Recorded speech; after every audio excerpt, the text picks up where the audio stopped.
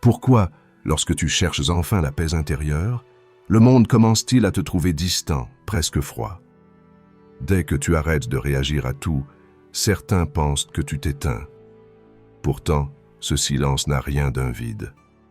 C'est un refuge sacré où ton esprit cesse d'être ballotté par le tumulte extérieur. Devenir moins accessible n'est pas fuir le monde, c'est apprendre à ne plus en être prisonnier. Mais avant d'atteindre ce calme, il y a ce tiraillement intérieur. Tu veux rester serein, et pourtant, tu sens la tempête monter en toi. Ces émotions qui débordent sans prévenir, ces mots qui t'échappent et que tu regrettes aussitôt.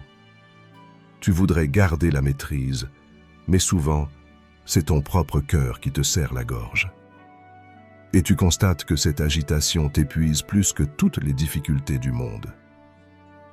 Alors tu prends du recul, pas pour t'éloigner des autres, mais pour comprendre ce qui se passe en toi.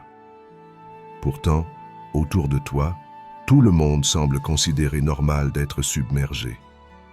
On glorifie l'intensité, comme si le calme était un signe de faiblesse. Mais quelque chose en toi persistait à murmurer. Il doit exister une autre manière de vivre. Le stoïcisme t'invite justement à ce détachement lucide. Combien de temps veux-tu encore laisser tes émotions choisir à ta place? Chaque jour passé dans la réactivité est un jour perdu à te disperser dans ce qui ne dépend pas de toi. Le moment est venu d'explorer ce que les sages appelaient la véritable liberté, celle qui naît du contrôle intérieur et du détachement conscient. Le calme que tu cherches n'est pas un rêve lointain, c'est l'appel clair de ton âme vers plus de sérénité. Devenir inaccessible ne signifie pas devenir insensible. Cela veut simplement dire choisir ce qui mérite ton énergie et laisser le reste retomber dans le silence. Ce n'est pas une fuite, c'est une victoire. La victoire de celui qui ne se laisse plus entraîner dans le chaos, mais qui continue d'aimer, d'agir et de vivre avec une justesse intérieure. Marc Aurèle disait que la tranquillité véritable consiste à rester droit sans que personne n'ait besoin de te redresser. C'est exactement ce chemin que nous explorons ici. Un espace où chaque mot t'aide à retrouver plus de clarté, plus de maîtrise, plus de paix avec toi-même et avec le monde. Si ce message résonne en toi, abonne-toi et marche avec nous vers une conscience plus stable et plus libre. Il y a des jours où le tumulte extérieur te heurte sans répit. Une remarque injuste, un ton agressif, et ton calme se fissure. Ton corps se tend, ton souffle se bloque, et la colère cherche à jaillir. Autrefois, tu aurais répliqué immédiatement. Aujourd'hui, une autre voix commence à émerger. Celle du recul conscient. Dans ce silence choisi, commence la vraie liberté. Épictète rappelait que ce ne sont pas les événements qui troublent les hommes, mais l'idée qu'ils s'en font. Ton pouvoir ne réside pas dans ce que les autres disent ou font, mais dans la manière dont tu choisis d'y répondre. Reconnaître ta colère sans t'y abandonner devient alors un acte de dignité intérieure. Marc Aurèle ajoutait « La qualité de ta vie dépend de la qualité de tes pensées. Chaque fois que tu préfères la paix à la réaction impulsive, tu nourris cette qualité. Dans ta famille aussi, ce changement se fait sentir. Là où autrefois une parole blessante déclenchait une dispute, tu inspires profondément. Tu accueilles le moment plutôt que de t'y opposer. Et étrangement, ta sérénité apaise aussi ceux qui t'entourent. Ce calme devient contagieux. Le monde poursuit son vacarme, mais ton esprit, lui, devient stable comme un roc au milieu des vagues. Ce premier pas vers le détachement ouvre toutes les transformations à venir, celles où le calme cesse d'être un effort et devient ta nature. Le stoïcisme t'apprend à ériger cette frontière douce entre ton esprit et le tumulte du monde. Elle n'est pas un mur. C'est une membrane qui filtre, qui laisse passer la lumière mais bloque le chaos. Tu observes sans absorber. Tu ressens sans réagir. Et peu à peu, ton intériorité devient un refuge solide. Quand tu cesses de dépendre du regard des autres, quelque chose en toi se réaligne. Tu ne cherches plus à plaire, à répondre, à te justifier. Tu redeviens toi-même. Épictète disait que ce n'est pas ce qui t'arrive qui te trouble, mais la manière dont tu l'interprètes. En changeant ton regard, tu transformes chaque provocation en exercice de maîtrise. Devenir inaccessible, ce n'est pas s'éloigner du monde, c'est enfin se retrouver. Ton silence devient présence. Avec le temps, tu comprends que le détachement n'a jamais été synonyme d'indifférence. Il est ce point d'équilibre où l'on cesse de se perdre pour enfin se retrouver. Dans cette sérénité retrouvée, tu réalises que la paix intérieure n'existe nulle part ailleurs que dans ce retour à toi-même. Elle commence le jour où tu arrêtes de fuir ce que tu es. Il arrive un moment où le vacarme du monde devient trop lourd, où ton esprit réclame enfin un refuge. Alors tu t'éloignes un instant, non pour disparaître, mais pour préserver ta clarté et ta maîtrise. Dans ce silence choisi, tu découvres que la solitude n'est pas un vide. Elle est une terre fertile. Elle répond, elle éclaire, elle révèle. La question stoïcienne se pose. Comment transformer cette solitude en force plutôt qu'en isolement? Un soir, chez toi, tu éteins ton téléphone et tu restes seul face à ce qui t'habite vraiment. L'agitation du jour s'efface lentement, mais ton mental résiste encore. Pensées qui tournent en boucle, souvenirs qui pèsent, dialogues intérieurs incessants. Ce premier vide fait peur. Beaucoup le fuient. Mais toi, tu restes. Peu à peu, ton souffle ralentit. Ton corps se relâche. Ton regard intérieur s'ouvre.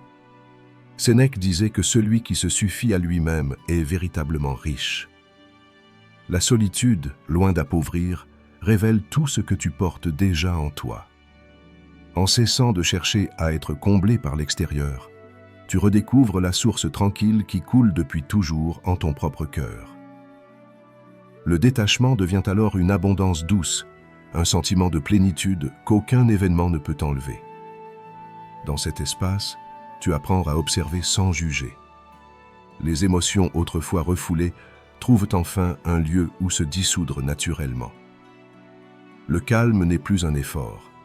Il s'impose comme une évidence. Tu comprends que la sérénité n'est pas quelque chose qu'on obtient, mais quelque chose qu'on libère, comme si elle avait toujours été là. Marc Aurèle disait « Retire-toi en toi-même. C'est dans ton âme que se trouve la paix. » Chaque instant de présence consciente devient un pas de plus vers cette stabilité intérieure. Tu découvres que devenir inaccessible au chaos ne signifie pas te fermer aux autres, mais t'ancrer si profondément en toi que plus rien ne peut t'emporter. Et lorsque tu retrouves les tiens, cette métamorphose se voit sans que tu aies à l'expliquer. Ta voix se fait plus posée, ton regard plus doux, tes gestes plus calmes. Là où autrefois les discussions s'envenimaient, ton silence inspire désormais le respect. La paix que tu cultives seul devient contagieuse. Tu saisis alors le vrai sens du stoïcisme. Être présent dans le monde sans lui appartenir entièrement. Cette solitude choisie n'est pas absence des autres, mais présence totale à toi-même. C'est dans cette terre intérieure que naît la paix véritable, celle qui ne dépend ni des circonstances ni des personnes. Et de cette paix surgit une révélation essentielle. L'amour n'est pas attachement, mais liberté partagée. Aimer, dans la vision stoïcienne, ce n'est pas se dissoudre dans l'autre, mais se rencontrer sans se perdre. Devenir inaccessible ne signifie pas fermer ton cœur, mais cesser de l'abandonner au hasard des émotions. Alors une autre question apparaît. Comment garder la douceur de l'amour sans retomber dans la dépendance? Dans ta vie intime, lorsque ton partenaire se montre distant ou critique, ton esprit s'agite aussitôt. Doute, peur du rejet, besoin d'être rassuré. Ton ventre se noue, ton souffle se raccourcit. Tu veux comprendre, expliquer, réparer. Mais plus tu t'agites, plus la distance s'agrandit. C'est ici que la sagesse te demande de respirer plutôt que de réagir. Épictète disait « Si tu veux être aimé, commence par t'aimer comme un être libre. » Car la dépendance naît de ce vide intérieur qu'on tente de remplir par l'autre. Le stoïcisme rappelle que le véritable amour ne naît pas du manque, mais de la plénitude. En observant tes émotions, tu transformes ce manque en présence. En les accueillant sans jugement, tu reprends la main sur ton monde intérieur. Tu comprends alors que ce n'est pas l'autre qui te fait souffrir, mais la peur de perdre ce que tu crois indispensable. Reconnaître cette peur ne te fragilise pas. Cela te rend lucide. Le détachement n'est plus un renoncement, mais une manière d'aimer avec clarté. Aimer sans posséder, accompagner sans s'effacer. Marc Aurèle le rappelait. Ce qui trouble l'homme n'est pas ce qui arrive, mais le jugement qu'il porte dessus. En appliquant cette vérité à tes relations, tu choisis de ne plus nourrir les pensées qui t'enchaînent. Tu pratiques la maîtrise non par froideur, mais par respect pour ton équilibre. Chaque silence devient un acte de liberté. Dans ton cercle familial, ce changement rayonne. Là où autrefois tu absorbais les inquiétudes des autres, tu apprends à écouter sans t'alourdir. Ton calme ne coupe pas, il apaise. Il montre une autre façon d'aimer. Un amour qui ne dépend plus de la réponse reçue, mais de la qualité de ta présence. Peu à peu, tu découvres que la paix intérieure ne vient pas de moins aimer, mais d'aimer autrement, librement, lucidement. Et c'est dans ce nouvel état que la vie elle-même devient un maître silencieux. Les épreuves viennent alors tester la solidité de ton calme. Une contrariété, une parole blessante, un imprévu. Tout ce que tu pensais avoir maîtrisé semble vaciller. Mais le stoïcisme ne promet pas l'absence de difficultés. Il promet la capacité d'y demeurer droit. Dans un embouteillage interminable, par exemple, tu sens l'impatience monter. Les klaxons, les visages crispés, les minutes qui s'étirent. Ton souffle s'accélère. Et pourtant, c'est là, dans ces moments ordinaires, que se joue ta véritable pratique. Sénèque rappelait qu'aucun vent n'est favorable à celui qui ne sait où il va. Alors tu relèves la tête. Tu ne choisis peut-être pas la situation, mais tu choisis l'attitude avec laquelle tu la traverses. L'obstacle n'est plus un ennemi, mais un exercice. Ce n'est pas la situation qui te trouble, mais la résistance que tu lui opposes. Lorsque tu comprends cela, rien ne peut vraiment t'enlever la paix que tu construis. En apprenant à observer ton agitation sans l'alimenter, tu transformes peu à peu le tumulte intérieur en un guide silencieux. Chaque irritation devient un miroir qui te révèle ce qu'il reste encore à apaiser. Marc Aurèle rappelait que les choses extérieures ne touchent pas l'âme. Seul ton jugement leur donne pouvoir. Ces mots t'invitent à cultiver la maîtrise émotionnelle, non par dureté, mais par lucidité. Chaque fois que tu choisis de respirer plutôt que de réagir, tu reprends ta souveraineté. Ainsi, devenir inaccessible au chaos n'est plus une fuite, mais un choix de liberté intérieure.